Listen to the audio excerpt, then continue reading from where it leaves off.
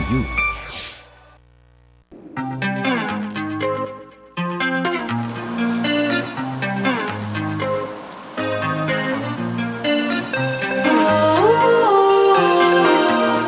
Welcome back to LTS Let's Talk Sports, and on set with me is a club that I'm pretty sure by now is a household name.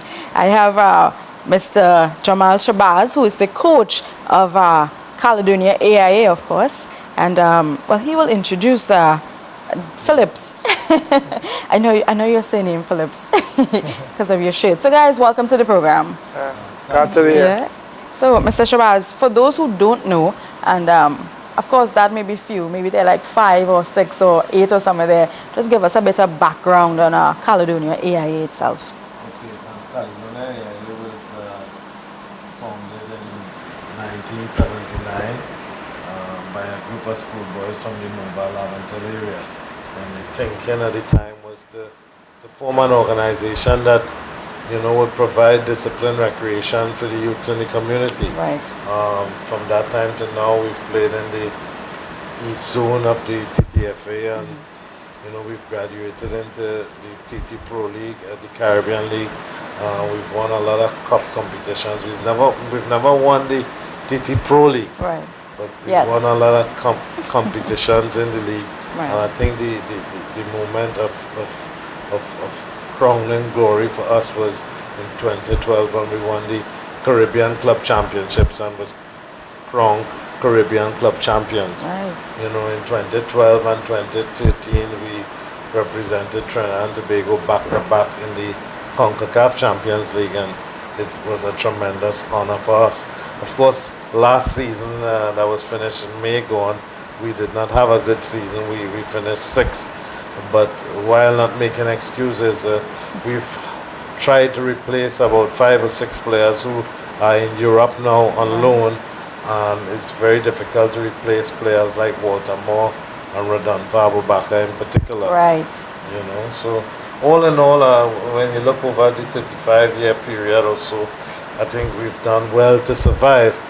But the efforts now with my generation on the way out and Abdullah's generation on the way in, I think it's now to try to become a dominant force. Right.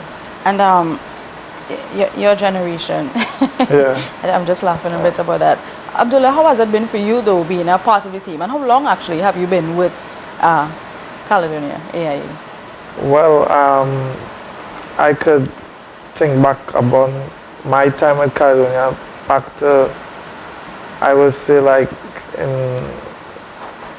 1984, 85, so like when we were still youths, going into the Arangua Savannah and training, as a youth player coming in the Caledonia ranks. And so that's a little over 20 years. Yeah, you've been with the team. in and out, but been a professional with the team for like the past 14 years. 14, right? Yeah, so I've had my stay in Caledonia for a real long while, and it has been a tremendous experience for me, being a part of this organization and being a part of this club and being molded in the vision that we could be better than the environment where we come from. And also, for me, it was always something that I wanted to be a part of, and I'll always try my best to, like Jamaal said, for my generation especially, knowing the problems that we face, to try and in our community do better and be better men generally. Now, I know he said you all are the 2012 Caribbean champs. You were the team at that time, I was of course. on the team What was that experience like for you? to see where we were and to reach to that pinnacle, to be the best club team in the Caribbean. Because we played against the likes of Puerto Rico Islanders and teams from Haiti, and it was a tremendous experience for us, knowing that we come from this little Mova area, Lavantel area. It was a tremendous achievement for us. Now, I know you said you kind of explained there for you it was an experience to be in a club that I'm going to guess it's not just about football. It's more about teamwork and holistic development So just tell me a bit about that in terms of the camaraderie and how you guys... Well, when it is you come to Caledonia, the first thing we say, and it's something we say in Arabic, Alam wa salam, which means what is mine is yours. Right. You know, it's a brotherhood, it's about a family, in the true sense of the word, being family. I mean, professional football has its rule and its regulation, but seeing the different backgrounds we come from, you know, the so-called ghetto areas, we try to present a form of togetherness and a form of abundance with each player, with every person that comes. And I think that's one of the lasting things that you could identify with that Caledonia AIA team, you know, that brotherhood, that love. And as you touch on the holistic development, not just being good athletes, but being good men. Right. You know, character development, you know, and then kind of thing. Because we don't just touch on football, we talk about social issues, you know, when we come together, we do all those stuff, you know, and it creates a better environment for football. Right. Yeah. And Jamaal, I know you, how long have you been with, Well, yeah, from 1979, one of the founding members, you know, still helping to hold the fort at different times. We had different people come in and help carry the ship, you know, and steady it, you know. But all in all, I think as a group, as a community, we've faced some tough challenges. Right. You know, now we face the whole question of the violence among the gangs in the community and the whole question of borderline. It's a huge challenge. Sometimes we feel we're winning.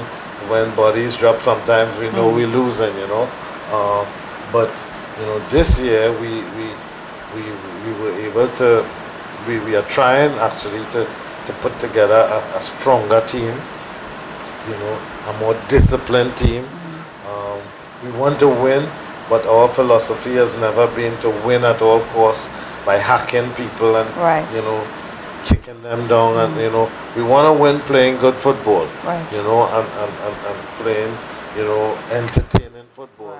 And we care about the careers of even of our opponents, you know, because football is how we live, how we make our living. So there's no point in we injuring, you know, intentionally the opponents. This is something that, you know, is strong in our club, that, you know, we want to win within the rules of the game. We're going to be aggressive, but no unfair play at the same time. We want to win within the rules of the game. And of course, just going back, I know Pro League season that has ended, and of course we're coming up to another season. What is some of the preparation like? And if you look back, what would you say, without, you know, selling out too much, some of the things that you would change as you go forward to this next season? Well, I think when we lost the players as far back as 2012, we were just concerned about the opportunity for these guys to play in Europe. And we didn't think too much about the club and our season at hand. You know, so it's more than international. We learned from that, and we understand now that we want opportunity for our players. We want the benefits on the business side, but we also got to keep a team that is strong and competitive. I think the choice of the foreign players coming in, when we look back at it in hindsight, were not very good choices on our part, you know, and I got to take responsibility for that. Going forward, I think, you know, we have some players now on trials. One is from far as Sierra Leone in Africa. He's a goalkeeper, a defensive midfielder from Honduras. We're having a centre back come from Haiti, who is actually quite a very good centre back. You know, and we have a couple players who will be coming in that we think can strengthen the unit. The team on itself, We've started a little bit earlier. I think we got a jump on most of the other teams by starting to prepare a week or two before them. And we want to buckle our heads down and really, you know, prepare properly so that, you know, we could have a good season. Right, definitely. So I'm continuing with that Pro League. I know your experience and the team would have been the same, but for you personally, what would you say that, Phillips, some things that you, some of your personal prep mentally? For the Pro League? Yeah. Well, I think my preparation is basically the same as any other athlete preparation, you know. Coming into pre-season, coming with a form of fitness and a mental level to try and do my best, you know, for myself. First for my team and then for myself, you know. Always professional football is more mental and physical. Right. And you know, to come and play, especially in Trinidad and Tobago, playing in the Pro League where you won't see massive crowds, you know, you had to love what you're doing for you to be playing in Trinidad and Tobago. Continue, yeah. So it's just about mental preparation, preparing to do well, and setting certain goals, and for yourself and for the team as well, and try your best to carry out those goals. Right. Now, coming back to you, Jamaal, I know you said you are the coach of Caledonia, we know that, but I know for a short stint you also were the national coach, right? Tell me a bit about that, and of course, you know, the team got to play that friendly against second place World Cup winners, Argentina, and just 3-0, whereas we saw some big teams 7-1.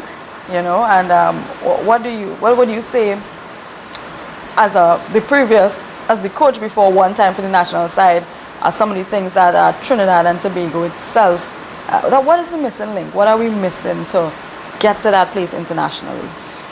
Well, I think what we've seen in the World Cup with the teams from CONCACAF, Costa Rica, USA, Mexico, and the fact that they all reached the final 16 must certainly be a wake-up call for us in the Caribbean, not just Trinidad and Tobago. You know, I think we have good players. We have a good coach in Stephen Hart and a good staff.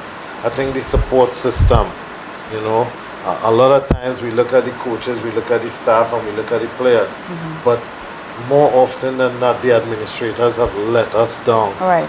You know, by not putting things in place. You know, when you look at the performance of the African teams in the World Cup, you would see some issues of bonuses, hotels, and those small issues are big issues at the highest level of the game.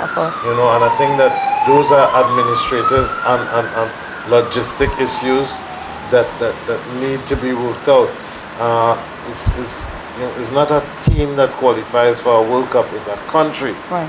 And it calls for a collective effort and organization on the part of the butcher, the baker, and the candlestick maker. Right. You know, in this case, the players, the staff, and the administrators.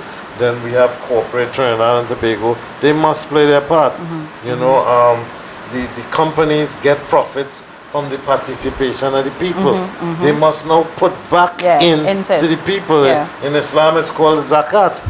You know, the society cannot exist without that goodwill. Right. Because it is a way where those who have can share with those who don't have. And sport needs that type of goodwill in order to be able to become competitive. Yeah, and you know, it's almost the same sentiments as Ferguson early on, where he was saying, you know, the support generally, be it from the people or the sponsors. But of course, he stressed on we as a nation being supportive towards every form of sport that we have, be it football, from karate, whatever it is, because you always have there's always that missing link. We would have local competitions and the stands are not packed. Well, I think it's got to come back to the community. The support for the national team will not just fall from the sky, you know. And what we saw on television in the World Cup is born out of a culture that developed in clubs, in communities, and transcended into the broader national team. I think community football is the way to go. We need to have facilities in the communities. You know, when you look at the crappy facilities we have in the communities in this country, the people who hold office in regional corporations should stop going up for elections. Seriously. And the facilities are horrible. You know, and if we, those areas are where we've got to start within the immediate community. Better facilities, better ground conditions, toilet facilities, you know, recreational facilities where somebody, if they can't afford to go to the gym, they could go and pull up on a bar. Right, they have that. Yeah, access. They can do something, you know, and you know, what is the Minister of Health thinking?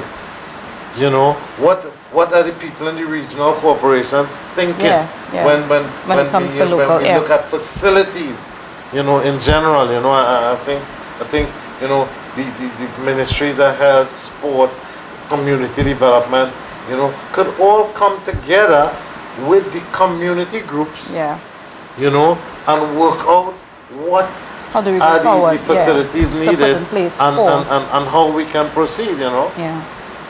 Well, unfortunately, that's all the time we have, but I would love for you guys to come back on and talk some more with me, because I know you also have a lot of youth training programs. Caledonia has their youth training. So hopefully, just tell me when and you come back and sit here and talk with me. I'm really enjoying the discussion, and I like that you all are a community team, if anything else. And I know for sure that your community is backing you 100%. And it's something that I think all other communities should, I don't want to say envy, but they should also have that support, you know. So you're a pioneer in that aspect. So guys, that's a wrap for the show today. It's LTS. Be sure to check out our Facebook page, Let's Talk Sports space LTS. And of course, you can check out our YouTube page if you want to see any of the videos that you missed. It's Let's Talk Sports, one word, TT space LTS. This is Let's Talk Sports. I'm Melissa Kajo. It's been a great one, and I will see you on Thursday, God's willing. Let's Talk Sports. Bye for now.